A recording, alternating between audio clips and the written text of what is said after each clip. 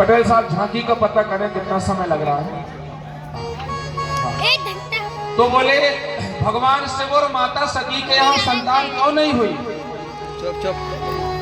तो महाराज कहते हैं इसलिए संतान नहीं हुई क्योंकि ब्रह्मा जी के आग्रह करने पर प्रजापति जो दक्ष थे उन्होंने अपनी पुत्री का विवाह भगवान शिव के साथ कर दिया। लेकिन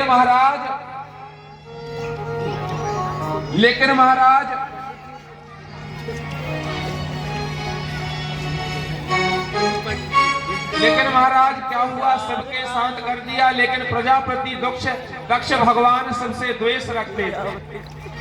और जो भगवान में द्वेष रखते हैं, जो भगवान से द्वेष करते हैं, उनकी बहुत बुरी गति होती है। महाराज शास्त्र में लिखा है कि हरिहर निंदा सुनई जे काना, होय पाप गौघात समाना। गौघात के समान पाप लगता है महाराज, गौ हत्या के समान ऐसे जीवों को पाप लगता है जो राम कृष्ण में भेद करते हैं। भगवान शिव और भगवान ठाकुर जी में कृष्ण दो एक है, अंतर नहीं निमेष, और उनके नयन गंभीर है और इनके चपल विशेष।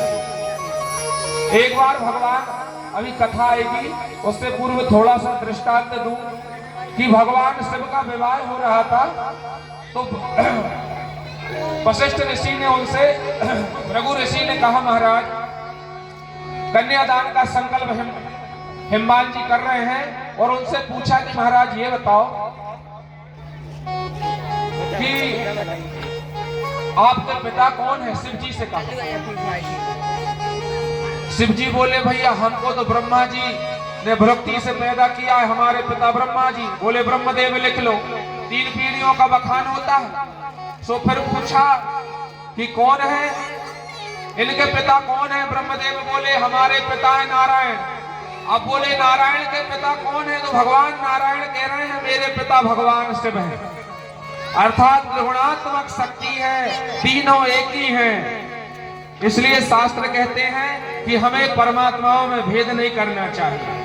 क्यों? क्योंकि कहते हैं कि हरि हर नाम है इनके, ना ये कम है ना वो कम है। हरि